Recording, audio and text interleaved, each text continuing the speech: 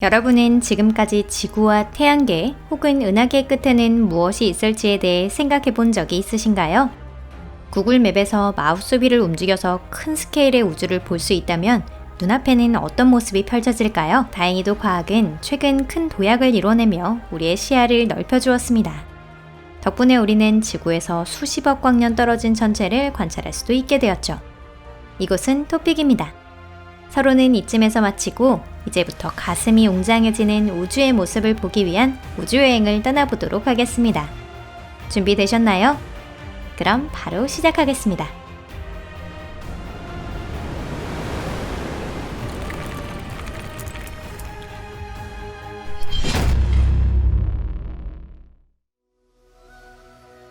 우주의 크기.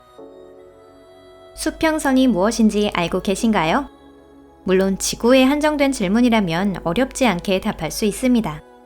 요트의 모습이 점점 멀어지다 아무것도 보이지 않게 되는 선이 바로 수평선이죠. 그렇다면 우주에서 수평선을 찾는다면 어떨까요? 이렇게 되면 문제는 훨씬 복잡해집니다. 우리를 둘러싼 관측 가능한 우주를 간단히 묘사해보자면 구체의 모양을 하고 있고 관측자인 우리는 그 중심에 둘러싸여 있어요. 이 구체 내벽에 우리가 관측 가능한 은하와 항성, 성운들이 있습니다. 하지만 여기서도 우리가 보고 있는 천체는 현재의 모습이 아니라 과거의 모습에 불과합니다. 이런 천체에 대한 정보는 광자를 통해 알 수 있습니다. 광자는 매우 빠른 속도로 이동하는데 그렇다 하더라도 지구까지 도달하는 데는 시간이 걸립니다. 실제로 우리가 매일 보는 태양마저도 정확히는 8분 전의 모습이에요. 다시 말해 우리가 보는 망원경은 타임머신인 셈이죠. 이처럼 우리가 관측할 수 있는 범위에는 한계가 존재하며 이는 기기의 성능이나 기술의 진보와 비례하지 않습니다. 이는 빛의 물리적인 성질에 의한 것입니다. 빅뱅이 일어난 뒤 빛이 진행된 거리보다 더 먼 곳에 어떤 천체가 있더라도 우리는 이를 포착할 수 없습니다. 여러분, 여기까지 잘 이해하셨나요? 지금부터가 재미있는 부분이에요. 우리 우주의 역사는 무려 140억 년 전에 시작됐습니다. 그렇다는 건 우리가 관측할 수 있는 범위는 지구로부터 140억 광년 이내라는 뜻일 겁니다. 얼핏 들으면 고개가 끄덕여지는 것 같죠? 하지만 사실은 그렇지 않습니다. 우주는 가속하면서 동시에 팽창하고 있습니다. 지구로부터 수백 광년 떨어진 천체의 빛이 지구에 닿은 시점에서 그 천체는 이미 훨씬 더 멀리 있게 됩니다.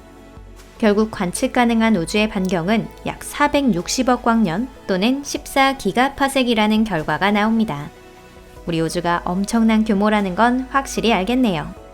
그렇다면 우리가 결코 볼 수 없는 건너편 영역에는 도대체 뭐가 있을까요? 그 대답은 알 수 없다이고 분명 앞으로도 알 수 없을 겁니다. 어쩌면 우리에게 익숙한 은하나 항성이 있을 수도 있고 비슷한 확률로 무지개색 조랑말이 달리고 있을 수도 있습니다.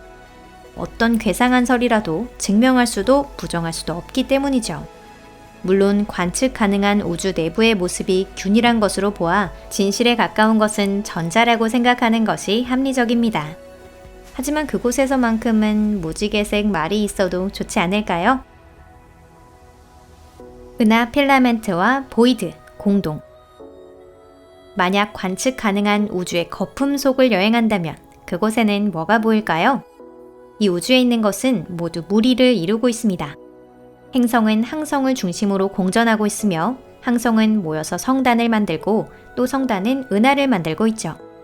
우주를 집에 비유한다면 은하는 집을 짓기 위한 벽돌이라고 볼 수 있습니다. 관측 가능한 우주 내부만 해도 약 2조 개라는 상상을 초월하는 은하가 존재합니다.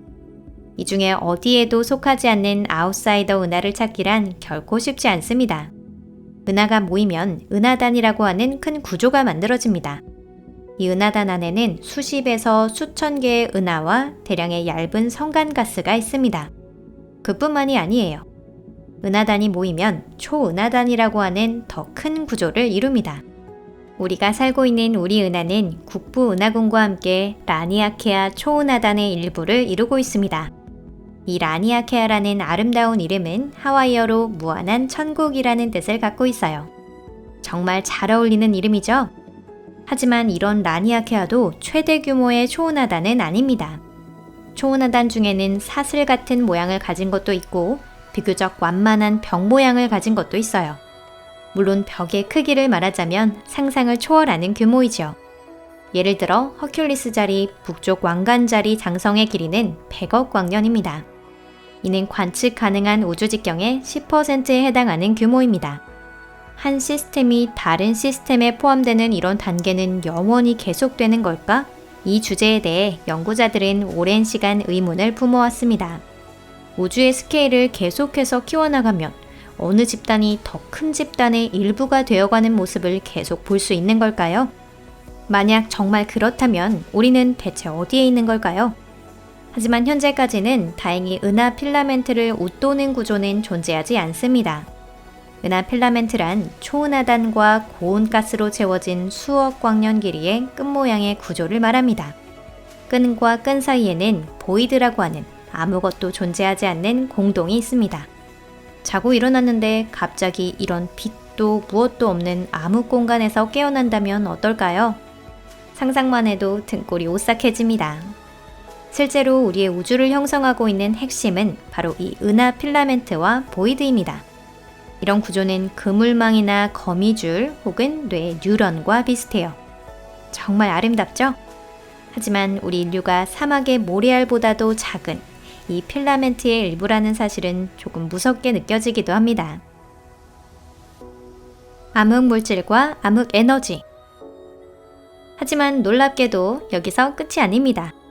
물론 은하 필라멘트는 아주 거대한 구조이지만 이를 구성하는 물질 가운데 눈에 보이는 것은 우주에 있는 물질의 5%에 불과합니다.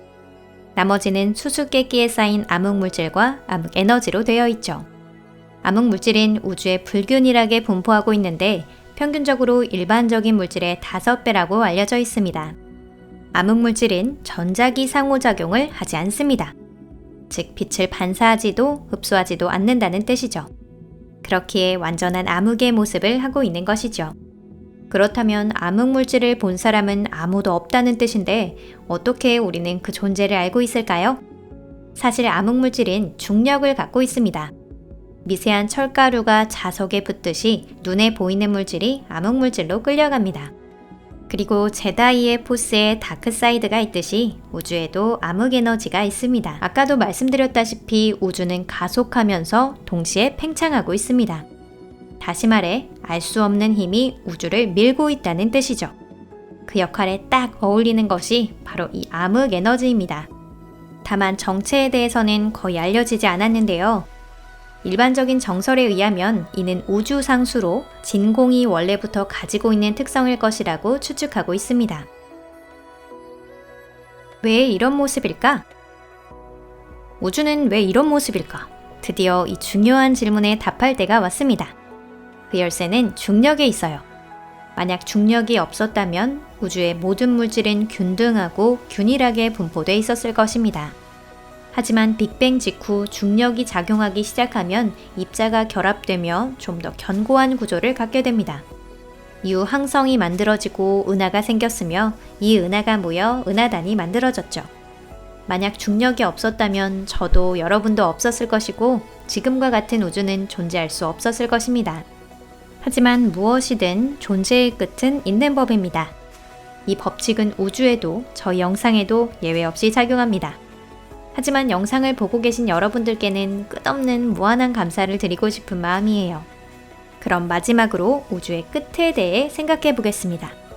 정체불명의 암흑에너지가 가진 특성에 따라 우리 우주의 결말은 달라집니다. 우리는 그 결말을 살아서 지켜볼 수는 없겠지만 불행인지 다행인지 그 시나리오 중 우리에게 좋은 결과를 가져오는 것은 하나도 없습니다. 단 하나의 희망이 있다면 이 우주가 다중우주의 일부일지도 모른다는 설이죠. 이는 우리가 사는 우주와 같은 병행우주가 무한하게 존재한다는 가설입니다. 놀랍게도 실제의 논리에 기반해서 학자들 역시 그런 것들에 대해 고민하고 있습니다. 만약 이것이 사실이라면 우리의 우주가 파멸을 맞이해도 병행한 우주의 상당수는 계속 존재할 것입니다. 물론 우리가 다른 우주에 갈 수는 없겠지만요. 하지만 모든 것이 무가 되어버린다는 결말보다는 조금 더 낫지 않나요? 여러분들은 어떻게 생각하세요? 어느 쪽이든 지금 당장 일어날 일들은 아닙니다. 우리에겐 살기 위한 시간도 사랑할 시간도 아직 많이 남아 있습니다. 그리고 우리가 태어난 이 훌륭한 우주에 대해 앞으로도 새로운 정보를 얻을 시간은 많이 남았죠. 오늘 영상은 여기까지입니다. 그럼 다음 영상에서 뵐게요. 안녕히 계세요.